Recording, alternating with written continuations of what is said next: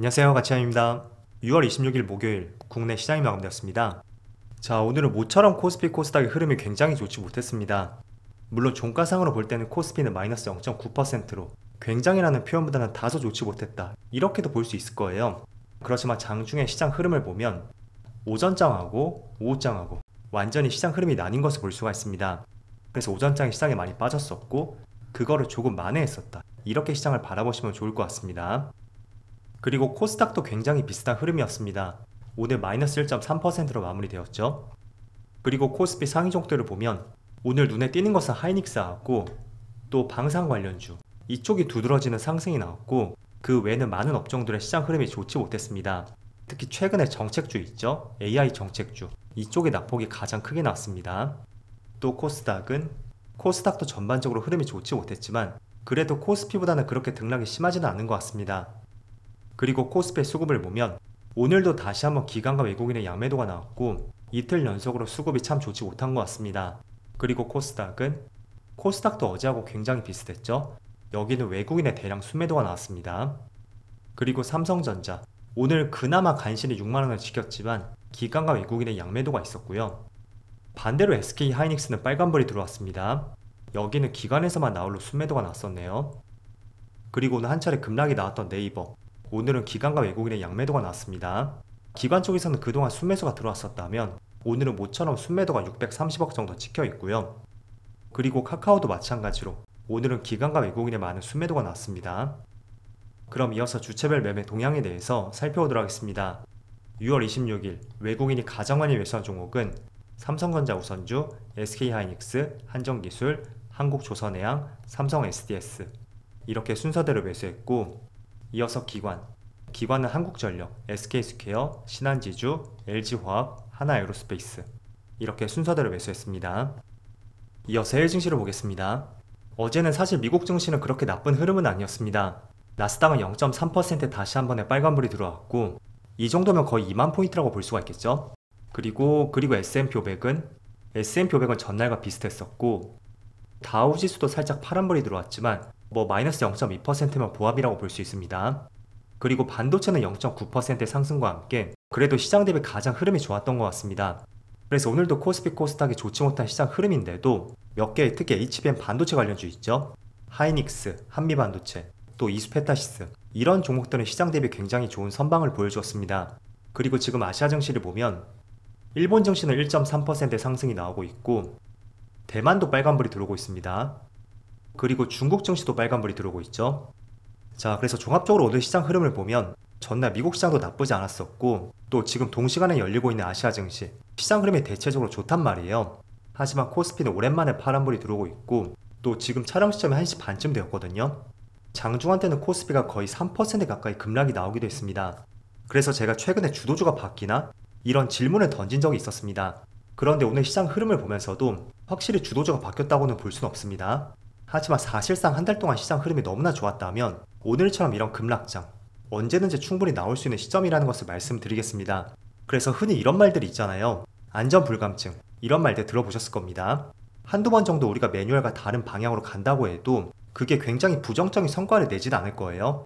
하지만 그게 점점 쌓이다 보면 우리가 안전불감증을 느낄 수가 있고 그게 지금의 주식시장과 굉장히 비슷한 것 같습니다. 그래서 지금 한 달 동안 주식시장에 굉장히 많은 상승이 나왔죠. 이렇게 많은 상승이 나오다 보면 물렸지만 다시 살려주겠지, 또는 오후장에 다시 반등이 나오겠지, 굉장히 긍정적으로도 생각을 해볼 수가 있습니다. 그게 바로 저는 주식시장에서 가장 경계해야 되는 대표적인 안전불감증이라는 말씀 드리겠습니다. 자, 그렇지만 저는 조금 길게 봤을 때는 여전히 코스피 코스닥은 하반기에도 3000포인트 이상에서는 맴돌 거라고 생각이 되고 또 단기간에 이렇게 급등이 나왔다면 또 한번 조정이 나오고 다시 또 올라가고 이런 과정은 개별 종목을 통해서도 우리가 알 수가 있습니다. 그렇게 장기간 시장에 급등이 나왔던 원전주들, 자, 두산에너빌리티의 주가를 보면 이것도 상승장에서 파란 음봉이 들어오지 않았던 적은 없었거든요. 그리고 중간중간에 깊이도 꽤나 깊었습니다. 5월 28일 당시에는 7.6%, 또 최근에는 5.2% 급락이 나왔었죠. 항상 과도한 상승이 나왔다면 오늘처럼 조금 강한 되돌림이 나올 수도 있으니까 너무 급하게 시장을 바라보지 말자는 말씀 드리겠습니다.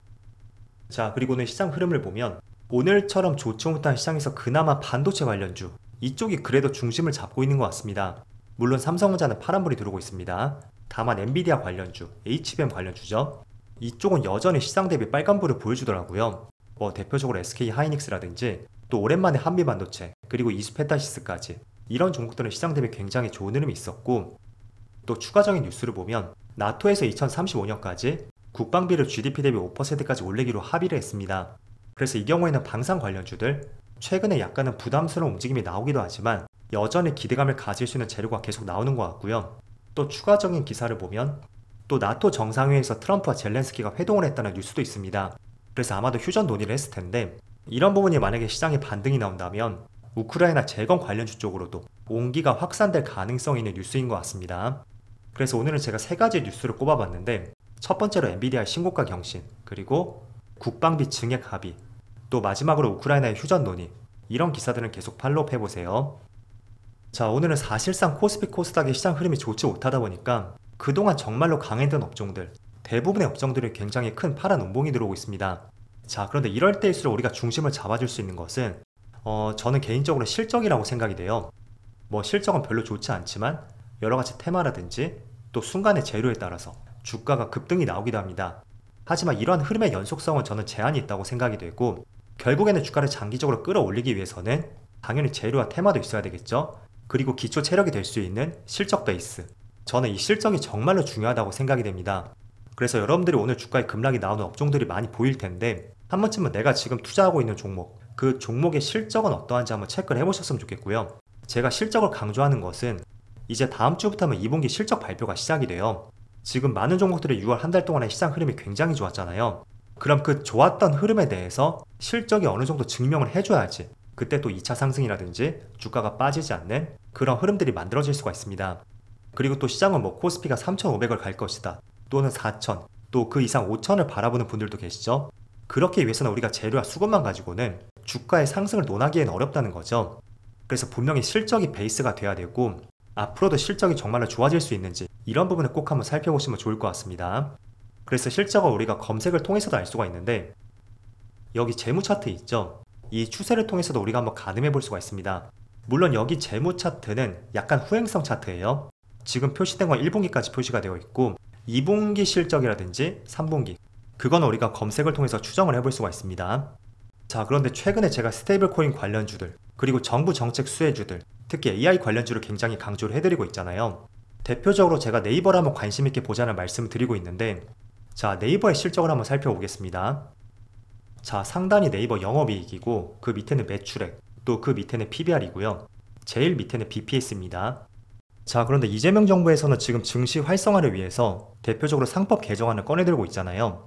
그러면 우리가 생각해 볼 수 있는 것은 그동안 실적 대비 주가가 부진했던 업종들 또는 종목들, 그런 종목들의 상승을 기대를 해볼 수가 있습니다. 제가 그래서 네이버를 말씀을 드리는 것은 우리가 지난 코로나 때와 지금의 시장을 많이 비교하잖아요. 그런데 네이버는 지난 2020년에서 21년 당시 주가가 피크를 찍었을 때를 보면 그때 영업이익이 4천억을 넘지 못했습니다. 이게 다 차트도 분기고요. 이 선들도 다 분기 기준이에요. 그런데 재작년부터 꿈틀대기 시작하더니 작년에는 4천억을 넘었고, 또 작년 말에는 무려 영업이익이 5천억을 돌파했습니다.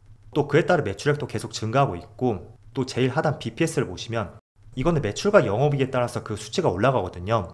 그에 맞춰서 BPS도 꾸준하게 올라가고 있습니다. 단 떨어지고 있는 것이 하나가 있죠. 바로 PBR이에요.